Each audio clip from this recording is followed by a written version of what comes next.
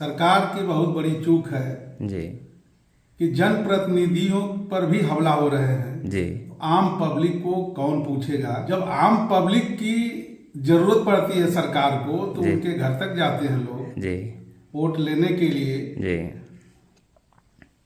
फिर आम पब्लिक के साथ कोई किसी प्रकार का कोई घटना होता है जी उनको संज्ञान में नहीं गवर्नमेंट लेती। जी तो ये जनप्रतिनिधि का मामला है। जी जो लोकसभा का एक सदस्य हो, जी जो उनके ऊपर अटैक हो रहा है। जी दूसरा ये है कि उस सांसद के कड़ी में वो नहीं है जी सरकार के मानने के अनुसार, जी वो जाति के कड़ी में खड़े हैं जी क्योंकि वो दलित हैं। जी अगर दलित का शब्द हटा दिया जाए तो ये उनकी श्रेणी में है। जी अगर ऐसा होता जी तो इनके ऊपर हमले नहीं होते, जातिवादी व्यवस्था नहीं होती। जी सरकार इसको संज्ञान में इसलिए नहीं ले पा रही है क्योंकि वो एक ही अपने पार्टी के सांसद हैं। जी वो दबे कुचले वंचित समाज की आवाज उठाते हैं। जी वो आवाज सरकार को अच्छी नहीं लगती जी इसलिए कि वो आवाज सरकार के कानों में जाकर के कहीं न कहीं सरकार को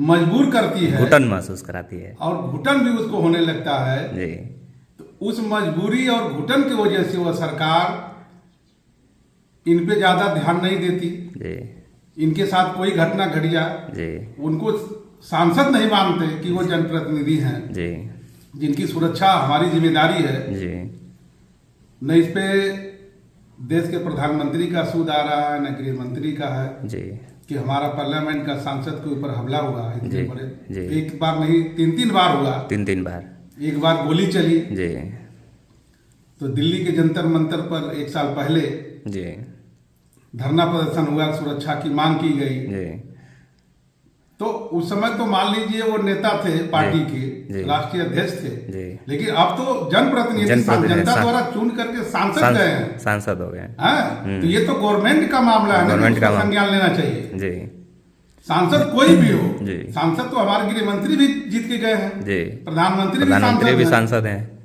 तो ये अगर नगीना से लोकसभा जीत करके गए चंद्रशेखर आजाद जी, ये भी एक सांसद है। जी लेकिन मामला केवल वही है जाति का। ये देश जो है जातियों में बटा हुआ है जी और जातियों को देख करके लोग जो है लोगों की पहचान करते हैं, जी उनके साथ खड़े होते हैं, उनके साथ भेदभाव होता है।